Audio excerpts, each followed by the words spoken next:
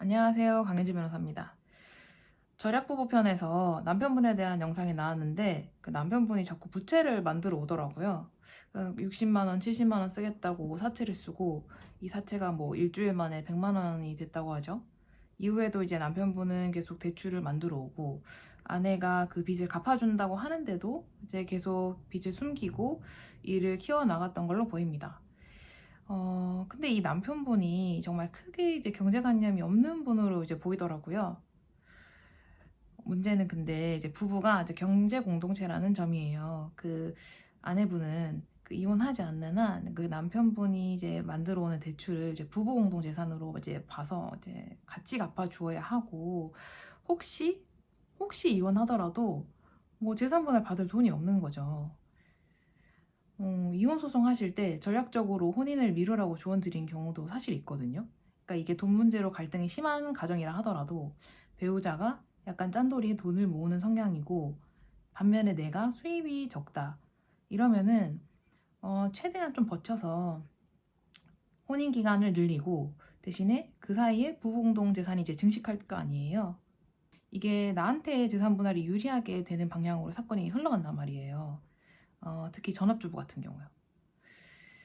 그런데 이제 부부 공동 재산에 이렇게 자산이 늘어나는 거면 좋지만 부부 공동 재산이 대출만 있다 하더라도 이것도 재산 분할이 되거든요. 근데 이 부분은 대출만 지금 늘어나니까 이 절약 부분은 그런 면에서 이제 빠른 이혼만이 답인 이제 그런 상태로 보입니다. 실제로 이런 비슷한 사건이 진짜 있었거든요. 거기는 여자분이 전업주부인데 어디서 자꾸 빚을 만들어 오는 거예요. 두 달에 한 1,000만 원 정도인가? 근데 남편분은 정말 평범한 직장인이어서 이 대출을 도저히 갚아 나갈 수가 없는 거예요. 그 월급만으로는. 그래서 이제 남편분이 이제 아이도 어리고 하니까 아내분을 이제 달래도 보고 화도 내보고 했는데 이게 안 고쳐지더라고요. 그래서 이걸 소송을 해야 되냐 말아야 되냐 고민을 하고 있던 중에 남편분이 문자를 하나 받았는데 거기에 내용이 뭐였냐면 나를 사랑한다면 당장 3천만 원을 보내. 약간 이렇게 아내분한테서 문자가 온 거예요. 그래서 남편분이 이게 뭐지? 보이스피싱인가? 이렇게 생각을 했는데 실제로 진짜 여자분이 그게 보낸 거였어요. 그래서 이제 이게 해결이 될 수 있는 문제가 아니구나 라고 판단을 해서 남편분이 결국에는 이혼 소송 제기하시고 결국 이혼하셨거든요.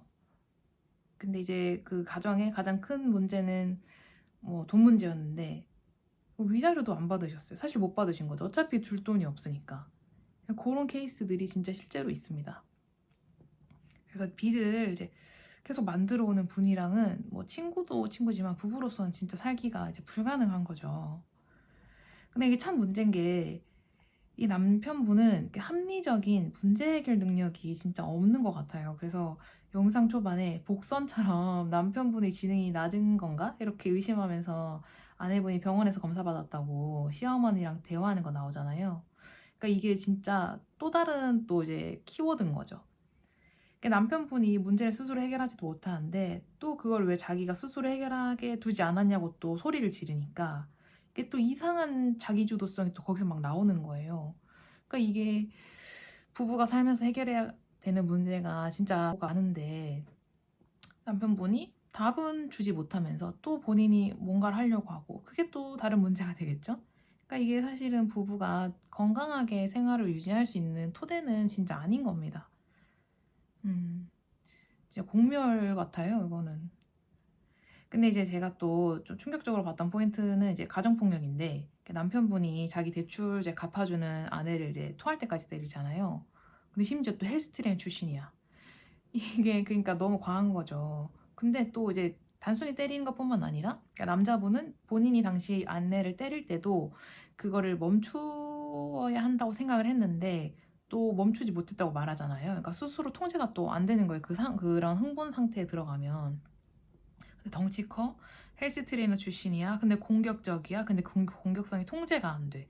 그럼 이거는 사실 그러니까 일반적인 가정폭력이라고 보기엔 좀 어렵고요. 사건으로 분류하면은 여러분들이 그 TV에서 나오는 그 데이트 폭력이나 교제 폭력의 아주 극단적인 사례 전조 현상 정도로 보입니다. 그래서 이건 진짜 좀 심각한 케이스는 정말 맞아요. 근데 또 와이프분들이 이제 또 체격이 있어서 이제 맞대응하실 수 있는 분들도 가끔 계시잖아요. 그 TV 보면은. 근데 이 케이스는 체급 차이도 상당히 나기 때문에 이런 거는 실제 사례로 오면은 여자분들이 이제 뇌진탕 같은 것도 쉽게 이제 결과로 초래가 되고, 아무튼 제가 맡았던 사건들을 이제 비교하더라도 좀 극단적인 케이스엔 정말 해당이 됩니다. 근데 덜약 부분은 경제적인 갈등, 가정폭력 이제 모두 심각한 상태로 보이고, 근데 이런 류의 사건은 사실 위자료가 중요한 사건은 아니거든요. 위자료 2, 3천만 원 받는 게 지금은 중요한 게 아니고요. 어차피 그거 받아도 남자분한테 강제 집행할 수도 없고, 재산도 사실 없잖아요. 그죠? 그러니까 이 사건은 빠르게 그냥 이혼하고 떨어지는 게 최 1순위 목표가 돼야 됩니다. 왜냐면은 진짜 여자분이 이혼이냐 사별이냐의 문제로도 갈 수 있어 보이거든요. 너무 약간 폭탄, 언제 터질지 모르는 폭탄 같아서 남자분이. 모든 사건에 이게 빠른 이혼을 권하는 것은 아닌데요. 이 사건 부분은 진짜 빠르게 접근금지 명령 신청부터 하시고, 그 서면에다가 임시보호 명령 내려달라고 이제 부탁하셔서 그거 받고 남편분과 아내분 일단 먼저 분리시킨 다음에 이혼부터 이제 하시는 것이 절실해 보입니다. 그리고 이 사건 부부가 재혼 가정이잖아요. 요것도 조금 중요한 포인트인 것 같아요. 그 아내분이 왜 자기가 이혼을 못하는지, 그 폭력과 보온이 심하고 대출도 너무 말도 안 되는 상황인데도 이혼을 못하는 이유가 그 아이 때문이라고 얘기하는 포인트가 있어요.